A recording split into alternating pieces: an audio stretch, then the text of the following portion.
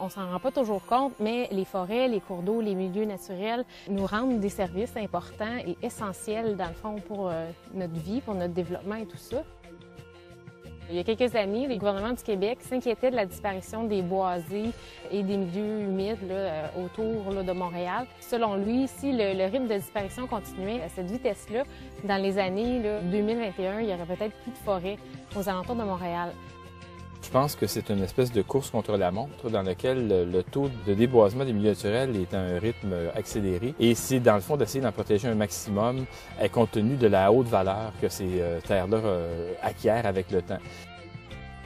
Le concept de ceinture verte, en fait, c'est un concept qui est né pour éviter l'étalement urbain et protéger les zones agricoles et les habitats naturels. Et permettre aux gens, les générations futures, d'avoir accès à un milieu naturel qui est quand même assez sain et intouché. Et pour que les gens aient un contact avec la nature. Autour de Montréal, sa ceinture, en fait, comme ça l'indique, la rive sud et la rive nord.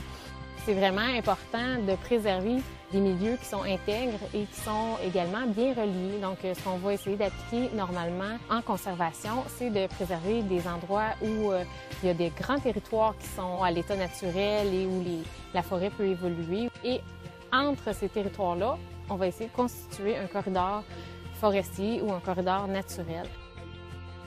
Ici, on se trouve à Contrecœur, tout près de la colonie des Grèves, et ça s'appelle le domaine des Pins. Et c'est une propriété qui a été acquise en collaboration avec la ville de Contrecœur et des partenaires financiers. Ça a permis une acquisition d'une magnifique forêt qu'on voit autour de nous, qui fait 65 hectares.